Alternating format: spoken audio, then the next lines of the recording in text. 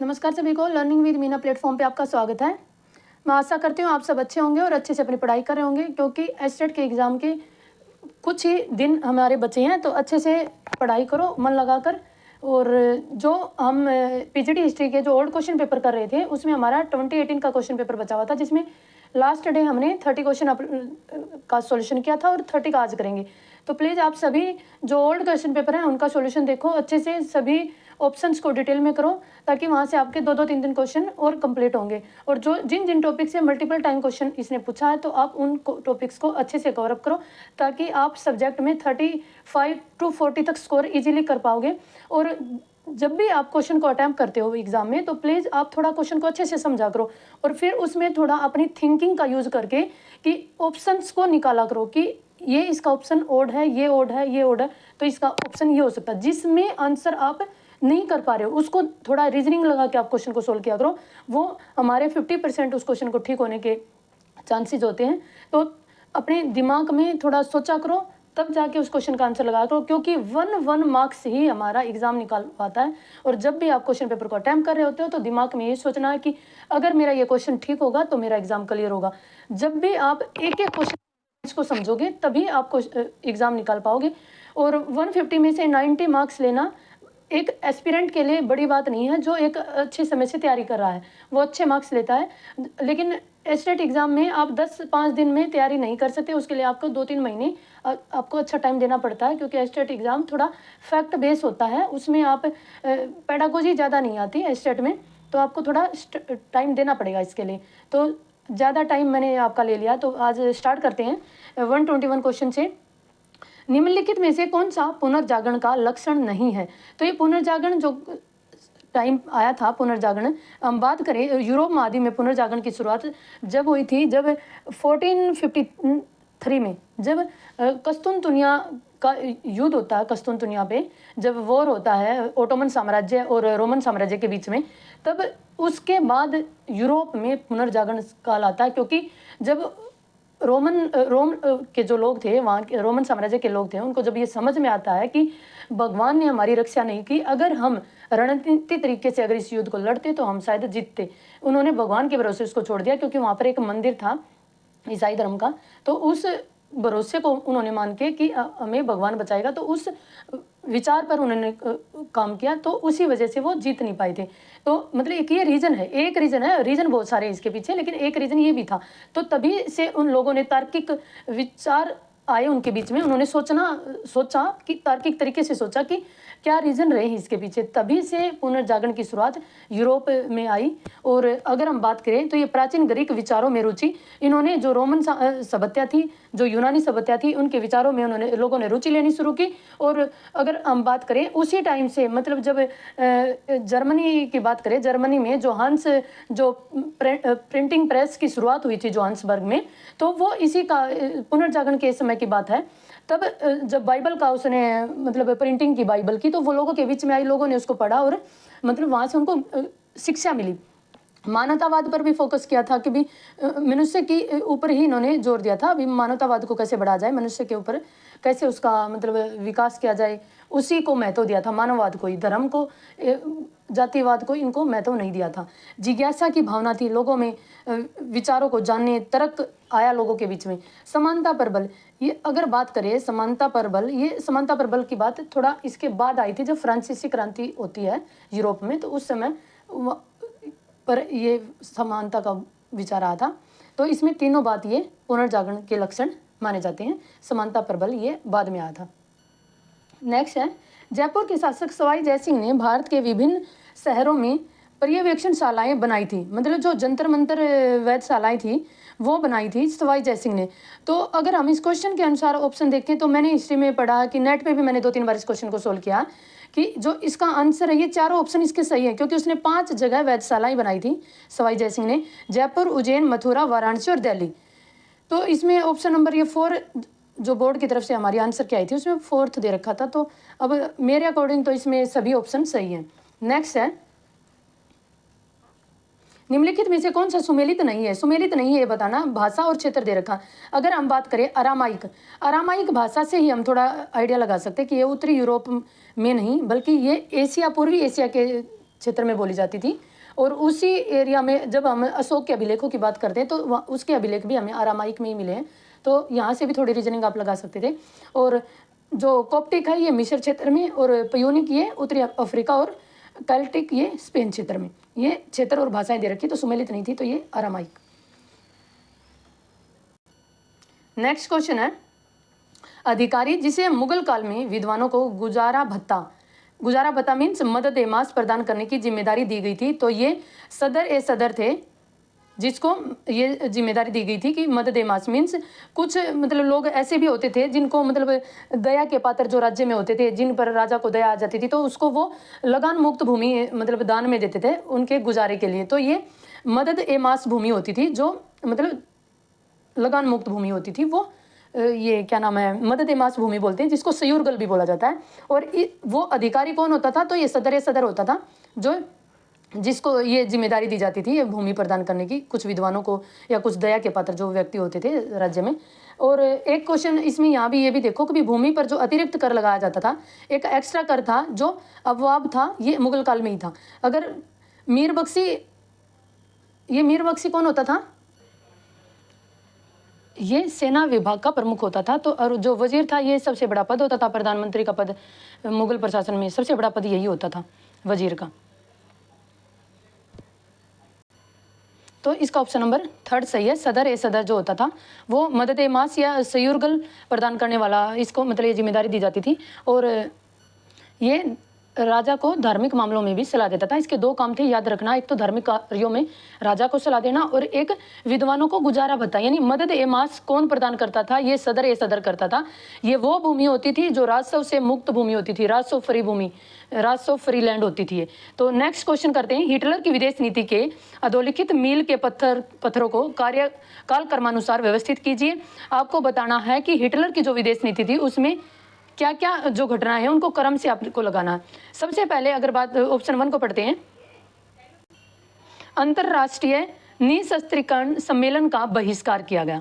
Means जब Hitler ने सारी शक्तियां अपने हाथ में ले ली थी अध्यादेश पारित करके 14 जुलाई 1933 को अपने देश में, तो इसने फिर जो निशस्त्रीकरण सम्मेलन क्या था कि अंतर्राष्ट्रीय एक सम्मेलन हुआ था जिसमें मतलब एक सम्मेलन बुलाया गया था अक्टूबर 1933 में, जिसमें कि जो खतरनाक जो हथियार थे उन पर रोक लगाई जाए, उनके उत्पादन पर रोक लगाई जा सके। जो खतरनाक हथियार जिनका उत्पादन देशों के द्वारा किया जा रहा उसके उत्पादन पर रोक लगाई जाए, ताकि दोबारा से कोई मतलब जैसे फर्स्ट वर्ल्ड वार जैसी घटना ना हो।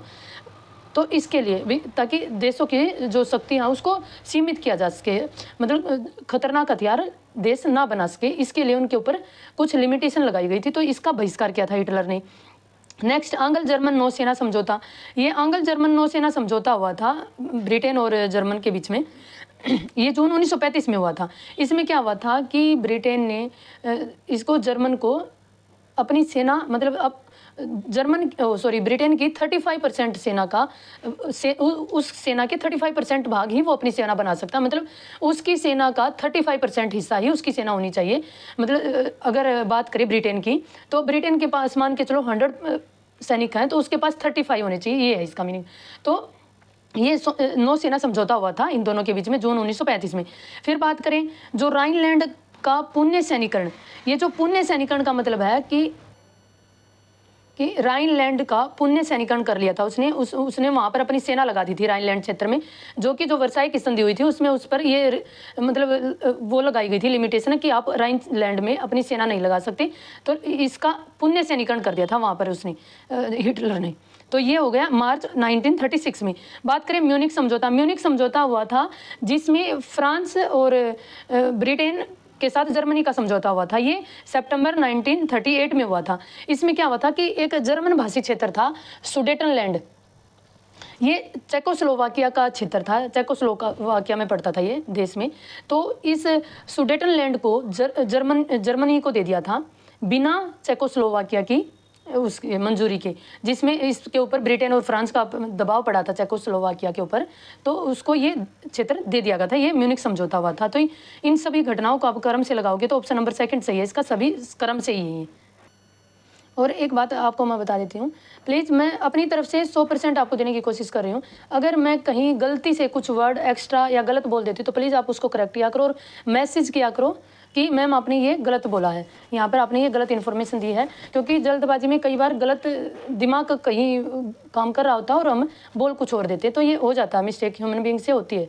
तो आप प्लीज़ करेक्ट, अगर कहीं गलतियाँ हैं तो आप उसको गलती को अपनी तरफ से बता दिया करो कमेंट करके, प्लीज़ रिक्वेस्ट आपसे।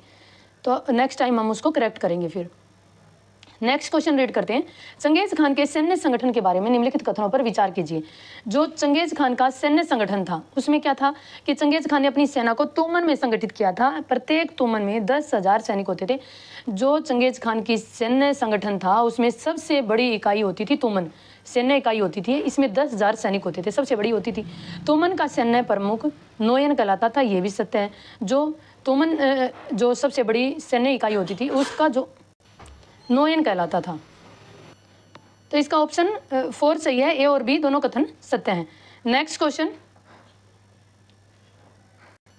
तो नेक्स्ट क्वेश्चन है, निम्नलिखित में से कौन सा मुद्दा उन मांगों का हिस्सा नहीं था जो गांधी जी ने गवर्नर जनरल इरविन को भेजी थी।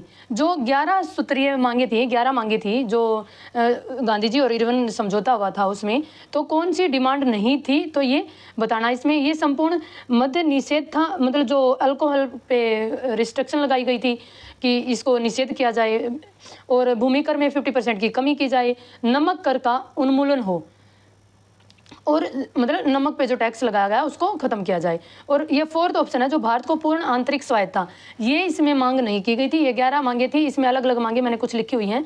भारतीय नौसेना को आरक्षण नौवहन को आरक्षण मिले, और हथियारों के लाइसेंस दिए जाएँ भारतीयों को, मतलब हथियार रखने की परमिशन दी जाए, लाइसेंस वाले हथियार, और सैन्य व्यय में कमी की जाए, जो सैन्य पर व्यय किया जाता है सैनिकों पर, और फिर राजनीतिक कैदियों की रिहाई की जाए, सीआईडी विभाग में सुधार किया जाए, डाक का आरक्षण बिल लाया जाए, और विदेशी कपड़ों का जो आयात किया जा रहा है उस पर कुछ शुल्क लगाया जाए। ये सब कुछ मांगे थी इसमें। तो नेक्स्ट क्वेश्चन देखते हैं। उस कथन को चिन्हित कीजिए जो सत्य नहीं है। सत्य नहीं है वो बताना। ये आविष्कार है किसने, कौन सा आविष्कार किसके द्वारा किया गया। तो रीड करते हैं। जेम्स वॉट ने रेल चलाने हेतु प्रथम वाष्प चलित इंजन आविष्कृत किया था। तो अगर हम इसको एक बार थोड़ा समझो, क्वेश्चन को डीपली, लाइन को पढ़ो। जो जेम्स वाट थे उसने वाष्प इंजन तो का आविष्कार तो किया था, लेकिन वो रेल चलाने के लिए नहीं किया था, ये उद्योगों के लिए किया था इसने। अगर रेल चलाने के लिए जो वाष्प चालित इंजन आया था वो रिचर्ड ड्रेविथिक के द्वारा इसका आविष्कार किया गया था, तो ये ऑप्शन इसका गलत है। बात करें जॉन मैकाडम, ये सही है। सड़क निर्माण की एक नई और प्रभावी तकनीक का विकास किया था इसने। ये आने वाले एग्जाम में भी आया हुआ क्वेश्चन है। मैकाडम जो आधुनिक सड़क निर्माण की जो प्रणाली है उसको लेके आई। और रॉबर्ट फुल्टन हम पढ़ चुके हैं, वाष्प चलित नाव बनाई थी इसने, स्टीम बोट। और आधुनिक डाक सेवा के विकास का श्रेय रोलैंड हिल को दिया गया है, ये भी सत्य है। अगर हम आंसर बात करें, इसका ऑप्शन नंबर 1 होना चाहिए, लेकिन बोर्ड ने इसको ऑप्शन नंबर 4 करेक्ट बना, तो इसका ऑप्शन नंबर 1 सही होना चाहिए था। बोर्ड के अनुसार इसका 4 है। तो आप अपनी तरफ से भी एक बार इसको सर्च करना कि वाकई में इसका आंसर 4th आएगा या फर्स्ट आएगा, आप कमेंट करके बताना। नेक्स्ट है, रोमन सम्राट कॉन्स्टेंटाइन फर्स्ट के बारे में अधोलिखित कथनों पर विचार कीजिए। तो ऑप्शन को पढ़ते हैं। फर्स्ट है, उसने बाइजेंटियम को रोमन साम्राज्य की नई राजधानी के रूप में चुना था, ये सत्य है। जो कॉन्स्टेंटाइन फर्स्ट थे जिनका टाइम पीरियड 312 से 337 एडी तक था, तो इसने अपनी राजधानी किसको बनाया था, बाइजेंटियम को बनाया था। तो बाद में इसको कस्तुनतुनिया बोला गया, वर्तमान में हम इसको इस्तांबुल के नाम से जानते हैं।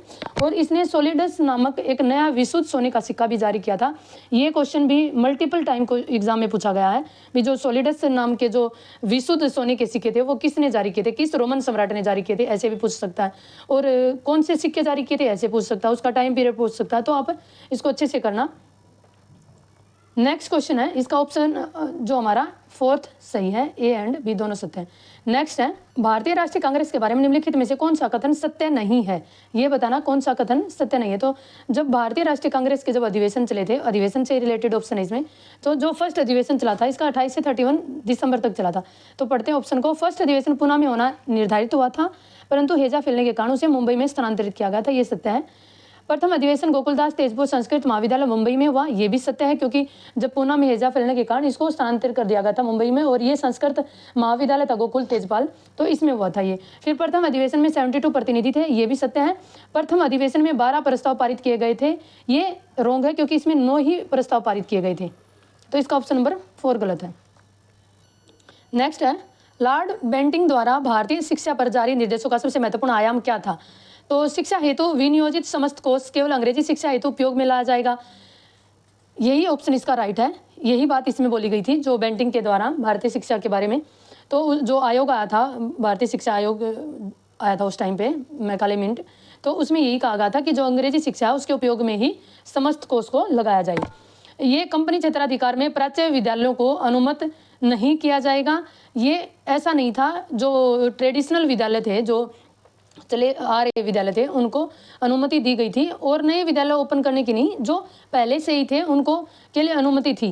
कंपनी उच्च कुलीय भाषाओं को ही शिक्षित करने में व्यय करेगी, नहीं ऐसा नहीं था। भारतीय शिक्षा केवल शिक्षा सेवा स्थापित की जाएगी, ये भी नहीं था। तो नेक्स्ट है, हेलेनिस्टिक कालखंड में कोइन क्या थी? कोइन एक भाषा थी उस समय पे। नेक्स्ट क्वेश्चन, प्रसिद्ध विक्टोरिया टर्मिनल्स रूपायित किया गया था, तो ये किस में बनाया गया था? ये नव गोथिक शैली में था, और आज इसका नाम विक्टोरिया टर्मिनल्स का नाम है छत्रपति शिवाजी महाराज। नेक्स्ट है, शिवाजी के साथ पोरबंदर की संधि 1665 पर हस्ताक्षर करने वाला मुगल सेनानायक कौन था? तो ये मिर्जा राजा जयसिंह फर्स्ट थे, ये 11 जून को हुई थी। अगर हम बात करें जो दक्षिण भारत में जब शिवाजी अपने राज्य का विस्तार कर रहा था, तो उस समय उत्तर जो सेंट्रल पावर थी, जो मुगल शासक था, वो औरंगजेब था। जब औरंगजेब को इस बात की खबर होती है कि दक्षिण भारत में कोई राजा है जो अपनी राज्य का विस्तार कंटिन्यू कर रहा है, तो उसके लिए अभियान भेजे थे। मीन्स 3 बार उसने भेजा औरंगजेब ने शिवाजी के पास कि वो संधि कर ले कैसे भी करके। जब अफजल खां का के उसमें भेजा तब भी सफल नहीं हुआ था वो, और शाइस्ता खां के नेतृत्व में भेजा तब भी उसको सफलता नहीं मिली थी। शाइस्ता खां उसके औरंगजेब के मामा जी थे। तब उसने जो राजा जयसिंह थे फर्स्ट, ये एक जो राजनीतिक कूटनीतिक थे, मतलब जब इसको भेजा गया तो ये शिवाजी के साथ इसने संधि करने में ये मतलब कामयाब हुआ, और ये पुरंदर की संधि हुई थी। इस संधि में जो बातें हुई थी उनको भी आप एक बार अच्छे से करना, क्योंकि ऑप्शन कई बार पुरंदर की संधि की कुछ बातों से भी क्वेश्चन आ जाता है कि ये संधि किस किस के बीच में हुई थी और क्या क्या इसकी बातें थी, क्या क्या पॉइंटों पर फोकस हुआ था, इसमें क्या क्या मुद्दे थे जिन पर यह संधि हुई थी। तो नेक्स्ट है, पुष्टि मार्ग के प्रवर्तक थे, तो पुष्टि मार्ग के प्रवर्तक थे वल्लभाचार्य। अगर नेक्स्ट क्वेश्चन, शिवाजी के प्रशासन के निम्नलिखित अधिकारियों में से कौन सा अपनी प्रदत्त जिम्मेदारी के साथ सुमेलित नहीं है? किसको क्या जिम्मेदारी दी गई थी? उसके शिवाजी के दरबार में अष्टप्रधान थे, अष्टप्रधान में 8 के 8 जो प्रधान थे, अधिकारी थे, उनको क्या क्या जिम्मेदारियां सौंपी गई थी? तो बात करते हैं दबीर, जिसको सुमंत भी बोलते हैं, इसको विदेशी मामले, ये सत्य है, ये विदेशी विभाग का अधिकारी था। मजुमदार, ये लेखा जोखा जो आय व्यय का अधिकारी था, मजुमदार। और सुरनीस, ये सहाय पक्ष व्यवहार और पत्राचार, कोरोस्पोंडेंस का अधिकारी था। सर ए नौबत, ये सेनापति था, ना कि धार्मिक मामलों में। धार्मिक मामलों का जो अधिकारी था वो सदर या पंडित राव जिसको बोलते हैं, तो इसका ऑप्शन नंबर 4 गलत है, सुमेलित नहीं है। नेक्स्ट है, होमो सेपियंस का उद्भव माना जाता है, तो ये अफ्रीका से। मोस्ट इंपोर्टेंट क्वेश्चन है और इजी भी है। नेक्स्ट, निम्नलिखित में से किसे भारत और पाकिस्तान के मध्य पंजाब और बंगाल के विभाजन का कार्य सौंपा गया था? जब भारत और पाकिस्तान का जो विभाजन हुआ था कि पंजाब का कितना हिस्सा पाकिस्तान को मिलेगा, कितना इंडिया को मिलेगा, और ऐसे ही बंगाल का, तो ये जो कार्य किसको सौंपा गया था? ये सर सिरिल रेडक्लिफ को सौंपा गया था। इसी ने भारत और पाकिस्तान की सीमाओं का निर्धारण किया था, और जो भारत और पाकिस्तान के सीमा पर जो बॉर्डर लाइन है उस रेखा को भी रेडक्लिफ लाइन बोला जाता है। और बात करें हेनरी मैकमोहन को भारत और चाइना के बीच में जो लाइन रेखा बनाई गई थी, सीमा रेखा, तो उसका निर्धारण किसने किया था? उसका काम जो किया था वो मैकमोहन ने किया था। और सर मार्टिमर डुरंड, जो कि भारत और अफगानिस्तान के बीच में जो रेखा खींची गई थी, सीमा रेखा, उसका कार्य किसने किया था? ये डुरंड ने किया था, मार्टिमर डुरंड ने। लॉर्ड पैट्रिक लॉरेंस, ये हम जानते हैं, ये कैबिनेट मिशन के अध्यक्ष थे। तो नेक्स्ट क्वेश्चन है, निम्नलिखित कथनों में से कौन से कथन सत्य हैं बताना है। तो कांग्रेस ने नागपुर सत्र के बाद, जब नागपुर अधिवेशन हुआ था 1920 में, उसके पश्चात प्रांतीय कांग्रेस समितियों का गठन भाषाई आधार पर किया गया था। जब कांग्रेस की जो समितियों का गठन था वो भाषा के आधार पर किया गया, ताकि जो जमीनी स्तर से जुड़ा जाए, ताकि लोगों को, मतलब अगर हम उन भाषाई आधार पर समितियों का गठन करेंगे तो ज़्यादा लोग हमारे साथ जुड़ेंगे। हमारी जो हम अपने विचार जो दे रहे हैं या स्वतंत्रता का जो आंदोलन हमने चला रखा है उसमें मैक्सिमम लोग हमारे साथ आएंगे अगर हम भाषाई आधार पर समितियों का गठन करेंगे। तो ये बातें हुई थी, तो ये इसमें भाषाई आधार पर ही समितियों का गठन किया गया था। लेकिन जब 1948 में जेवीपी जो कमेटी बनी थी जिसमें प्रांतों के गठन की बात की गई थी, तो उस कमेटी ने, कांग्रेस ने ही बनाई थी, भाषाई आधार पर प्रांतों के गठन की मांग को अस्वीकार कर दिया था जेवीपी कमेटी ने, जेवीपी। तो इस कमेटी ने इस मांग को अस्वीकार किया था। 1948 में कांग्रेस ने भाषाई आधार पर प्रांतों के गठन की मांग को अस्वीकृत कर दिया था। तो इन दोनों विचारों का अगर आपस में अगर वो करते हैं तो निर्णय ये होता है कि जैसे स्टार्टिंग में उन्होंने भाषाई आधार पर चीज़ों को करने पर मतलब जोर दिया था, लेकिन बाद में भाषाई आधार पर जब राज्यों के गठन की मांग उठी तो उसको अस्वीकृत किया था। तो इसका कूट नंबर 1 और 2 दोनों सत्य हैं। नेक्स्ट है, एन मरकर और अरट्टा का स्वामी महाकाव्य है। ये अरुक के राजा थे, तो एन मरकर और ये अरट्टा के स्वामी, ये महाकाव्य लिखा गया था। तो ये मेसोपोटामियन समाज का महाकाव्य था। इसका ऑप्शन नंबर 1 सही है। अगर एज़टेक समाज की बात करें तो ये समाज, मान के चलो आप, अभी जो यूएसए है, अमेरिका के साउथ में जो मैक्सिको की घाटी है, वहाँ से लेकर ये मध्य अमेरिका तक ये समाज फैला था, एज़टेक समाज। नेक्स्ट क्वेश्चन, एज़टेक सभ्यता के बारे में निम्नलिखित कथनों पर विचार कीजिए। काल मेकाक एज़टेक कुलीनों के लिए निर्मित विद्यालय थे, ये सत्य है। जो कुलीन परिवार के बच्चे होते थे उनके लिए विद्यालय जो बनाए गए थे वो काल मेकाक थे। और साधारण एज़टेक युवा थे जो, वो तेपोकली विद्यालय में पढ़ाई करते थे। तो इसके दोनों कथन सत्य हैं।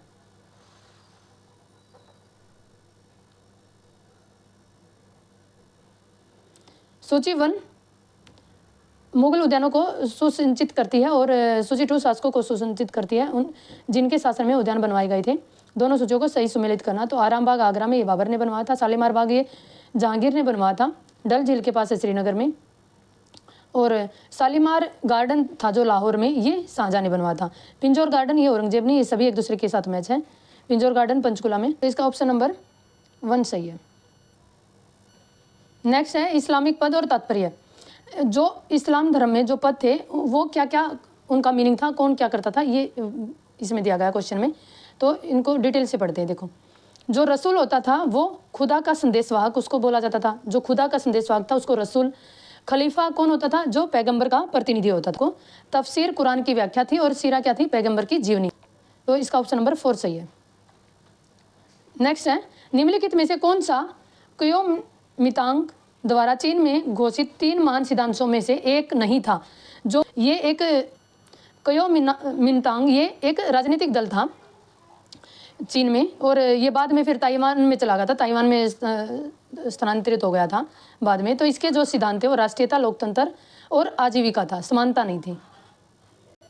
नेक्स्ट क्वेश्चन है, बंगाल के विभाजन के पीछे लॉर्ड कर्जन का मूल हेतु क्या था, उसका मूल उद्देश्य क्या था इसके पीछे? अल्पसंख्यक समुदाय को पर्याप्त जन प्रतिनिधित्व प्रदान करना नहीं, राज्य के राजस्व में वृद्धि करना नहीं, बंगाल में राष्ट्रवाद को कमजोर करना। ये सत्य है। इसका उद्देश्य यही था कि बंगाल में राष्ट्रवाद को कमजोर किया जाए कैसे भी करके। नेक्स्ट, उपनिवेशिक काल में रेल की शुरुआत के बारे में निम्नलिखित कथनों पर विचार कीजिए। रेलवे की शुरुआत भारत के आधुनिकीकरण हेतु हुई थी। रेल नेटवर्क का विकास वित्तीय पूंजीवाद का परिणाम था, जिसके तहत अंग्रेज पूंजीपतियों को उनके निवेश पर लाभ की प्रतिभूति दी गई थी। ये सत्य है। ये दोनों कथन सत्य हैं, ए और बी दोनों कथन सत्य हैं। नेक्स्ट, निम्नलिखित में से कौन सा सही सुमेलित नहीं है, ये बताना आपको। उपन्यास लेखक के नाम है, तो इसमें ऑप्शन नंबर 4 गलत है। तो आप इन सभी के उपन्यास और लेखक के नाम अच्छे से याद करना, क्योंकि आपको पता ही है कि भी ऑप्शन में जब पूछता है तो मैचिंग के लिए तो मल्टीपल टाइम ये क्वेश्चन आए हुए हैं बुक्स और लेखक से रिलेटेड, तो इसको अच्छे से करना। ब्रिटिश रूढ़िवादी नेता जिसने 1857 की क्रांति को राष्ट्रीय विद्रोह की संज्ञा दी थी, ये कई बार क्वेश्चन पूछा गया, बेंजामिन डिज़राइल ने। नेक्स्ट है, निम्नलिखित में से कौन सा लेनिन की प्रसिद्ध अप्रैल थीसिस किसने लिखी थी? लेनिन ने लिखी थी। हिस्सा नहीं है। फर्स्ट वर्ल्ड वार जब चल रहा था तब उस समय की बात है ये, जब लेनिन जो ये बोल्शेविक पार्टी का नेता था, तो इसने मतलब ये अप्रैल थीसिस लिखी थी। इसमें क्या क्या बातें हुई थी कि युद्ध का अंत किया जाए, जो फर्स्ट वर्ल्ड वार चला हुआ है उसको ख़त्म किया जाए, यानी रूस उससे बाहर निकले, बैंकों का राष्ट्रीयकरण किया जाए और भूमि का किसानों को हस्तांतरण, यानी जो भूमियाँ हैं बड़ी बड़ी भूमियाँ थी उसको किसानों में बांट दिया जाए। तो इसका फोर्थ ऑप्शन गलत है, जार को गलत कर्मों के लिए सजा देना, तो ये ऑप्शन नंबर गलत है। नेक्स्ट है, निम्नलिखित में से कौन सा सही सुमेलित है? तो पढ़ते हैं। एबे क्या होता था? ये मध्यकालीन चर्च नहीं होते थे, ये मठ होते थे। और टाइथ सामंत द्वारा आरोपित कर नहीं होता था। ये टाइथ, अगर हम जब फ्रांसीसी क्रांति पढ़ते हैं तो उस समय फ्रांस में भी टाइथ कर वसूला जाता था। ये धार्मिक कर होता था जो चर्च के द्वारा वसूला जाता था। फिफ्थ क्या है? ये योद्धा को सैन्य सेवा के बदले में प्रदत्त भूमि, जो भूमि सैन्य सेवा के बदले में सामंत को दी जाती थी वो फिफ भूमि होती थी, तो ये सही है। मैनर, ये विशाल कृषि जोत नहीं होती थी, मैनर वो जागीर होती थी जो एक सामंत को दी जाती थी, बड़ी भूमि। तो आज हमने ये 30 क्वेश्चन 2018 जो ओल्ड क्वेश्चन पेपर था पीजीटी का, इसको भी कंप्लीट कर लिया है। तो आप प्लीज़, टाइम कम बचा है, सभी ओल्ड क्वेश्चन पेपर को अच्छे से करो और एक बार जो जो टॉपिक मल्टीपल टाइम रिपीट हुए हैं उन सभी टॉपिक्स को अच्छे से कवर अप करो, ताकि आपका वहाँ से क्वेश्चन गलत नहीं हो। अगर क्वेश्चन वहाँ से बन रहा है तो वहाँ से क्वेश्चन गलत नहीं होना चाहिए, ये अपना फोकस बना के रखना आपको। और अगर एग्ज़ाम को निकालना है तो आप साइकोलॉजी और अपने मेन फोकस करो आप अपने सब्जेक्ट पर, ये 90 मार्क्स का हो जाएगा आपका। और अगर हम हिंदी और इंग्लिश की बात करें तो हिंदी और इंग्लिश में मान के चलो 15 मार्क्स का हमारा पैसेज आ रहा है, 5 मार्क्स का हमारा हिंदी में और 10 मार्क्स का इंग्लिश में, तो वहाँ से भी आप इजीली 30 में से 20 स्कोर कर सकते हो इजीली, 22 तक आप स्कोर इजीली करोगे। और साइकोलॉजी पे फोकस करो, उसमें आपका स्कोर 25 तक होना चाहिए, तब आप अच्छा कर पाओगे। और अपने सब्जेक्ट में 35 से 40, तो आपका एग्जाम निकलने से कोई नहीं रोक सकता, क्योंकि रीजनिंग ईजी आती है। रीजनिंग 10 आउट ऑफ 10 आपके इजीली आ सकते हैं रीजनिंग में, तो वहाँ आपको घबराने की जरूरत नहीं है। मैथ बचा, मैथ में आप 3 से 4 क्वेश्चन ऐसे आते हैं जो आप कर लोगे, और 6 क्वेश्चन बचेंगे उसमें आप थोड़ा अपना रीजनिंग लगा के आंसर लगाओगे। और फिर बची Haryana GS. Haryana GS 10 marks की आती है, 5 मार्क्स का तो हम इजीली कर ही लेते हैं हरियाणा जीएस में। मोस्टली कुछ चीज़ों का हमें, जैसे डिस्ट्रिक्ट वाइज क्या क्या चीज़ें फेमस है, कौन सा मंदिर कहाँ पर है ये, और जो जैसे जो गीता समारोह हुए थे, गीता जयंती समारोह, उनको फोकस करो कि भाई उसमें थीम राज्य क्या था, थीम स्टेट कंट्री क्या थी, इसको फोकस करो। कुछ कुछ टॉपिक्स हैं जैसे वन्य जीव अभ्यारण्य है, वहाँ से क्वेश्चन आता है कई बार। और जैसे हिसार से फिरोज शाह तुगलक ने क्या क्या बनवाया, कौन सा शहर किस टाइम पे बसाया, तो ये चीज़ें इनको अच्छे से रिवाइज करो। कौन सा मकबरा हरियाणा में, कौन कौन से मकबरे बने हैं, कौन सा युद्ध किस टाइम पे हुआ, जैसे हरियाणा की हिस्ट्री से रिलेटेड क्वेश्चन, तो आप 5 स्कोर इजीली करोगे हरियाणा जीएस में। अगर आप ऐसे हर पार्ट को का कंक्लूजन निकालोगे तो आप इजीली स्टेट को निकाल पाओगे। प्लीज़ अपने सब्जेक्ट पर फोकस करो, साइकोलॉजी पे फोकस करो, यही आपका एग्जाम निकलवाने में मोस्ट इंपॉर्टेंट रोल आपका ये निभाएंगे, क्योंकि आपका सब्जेक्ट आपका फर्दर बाद में भी काम आएगा, स्क्रीनिंग में भी। तो आप अभी सब्जेक्ट की तैयारी करोगे तो आपको बाद में भी काम आएगी। तो प्लीज़ फोकस कीजिए, एग्ज़ाम का कुछ भी टाइम हमारा बचा नहीं हुआ है। अब मल्टीपल क्वेश्चंस लगाइए, ऑब्जेक्टिव क्वेश्चंस को, और बार बार रिवाइज कीजिए उन चीज़ों को, क्योंकि ज़्यादा बुक्स पढ़ने की बजाय एक बुक से पढ़ो और उसको मल्टीपल टाइम रिवाइज करो, वो आपके लिए बेनिफिशियल होगी। तो प्लीज़ तैयारी करते रहिए, मस्त रहिए, खुश रहिए। और सफलता के लिए मेहनत ही एक तरीका है, मेहनत ही एक रास्ता है जो आपको सफल करा सकता है। सफलता जिससे मिल सकती है, इसका कोई अदर ऑप्शन नहीं होता, ना कोई इसका शॉर्ट रास्ता, कुछ नहीं होता। आपको मेहनत करनी पड़ेगी, मेहनत करोगे तो सफल होगे। राम राम सभी को, थैंक यू।